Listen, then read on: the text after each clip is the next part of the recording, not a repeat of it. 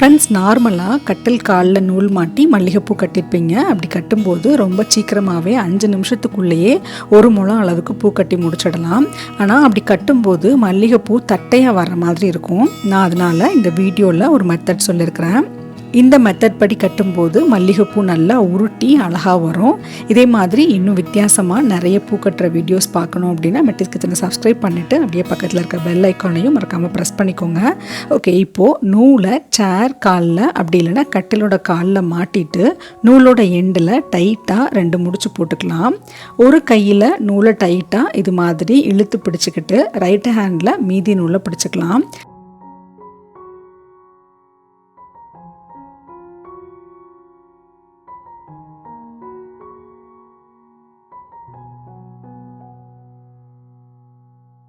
அடுத்து 2 பூவை ஆப்போசிட் சைட்ஸில் வச்சுட்டு ரைட் ஹேண்டில் இருக்கக்கூடிய நூல் இருக்கு இல்லையா, அதை இது மாதிரி சேரில் கட்டியிருக்கிற நூல் மேலே போட்டுட்டு இப்போ நான் காட்டியிருக்கிற மாதிரி ஒரு முடிச்சு போட்டுக்கலாம்.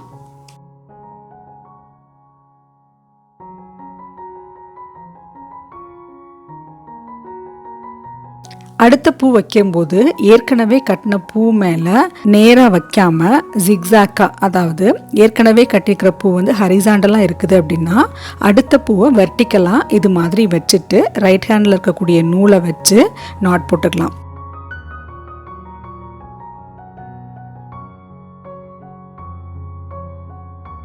இதே மாதிரி மாற்றி மாற்றி 2 பூவாக வச்சு உங்களுக்கு எவ்வளோ நீளம் வேணுமோ அந்த அளவுக்கு மல்லிகைப்பூ கட்டிக்கலாம்.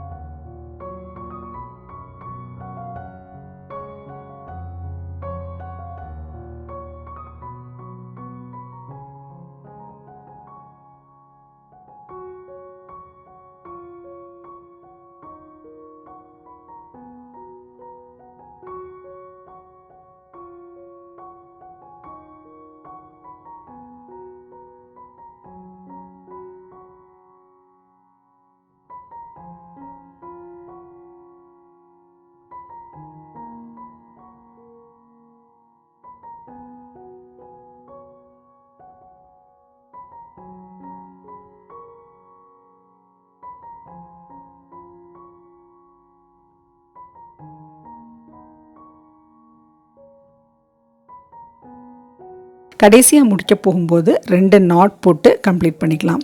இப்போது கட்டில் காலில் வச்சே மல்லிகைப்பூவை நல்லா அழகாக உருட்டி கட்டியாச்சு. நீங்களும் இதே மாதிரி ட்ரை பண்ணி பார்த்துட்டு உங்களோட வேல்யூபிள் கமெண்ட்ஸ் எனக்கு சென்ட் பண்ணுங்கள். இந்த வீடியோ உங்களுக்கு பிடிச்சிருக்குன்னு நினைக்கிறேன். வீடியோ பிடிச்சது அப்படின்னா லைக் பண்ணுங்கள், ஷேர் பண்ணுங்கள். அப்படியே மறக்காமல் மெட்டிஸ் கிச்சனை சப்ஸ்கிரைப் பண்ணிவிடுங்க. இதே மாதிரி இன்னும் ஒரு இன்ட்ரெஸ்டிங்கான வீடியோவில் உங்களை நெக்ஸ்ட்டு நான் மீட் பண்ணுறேன். Until then by.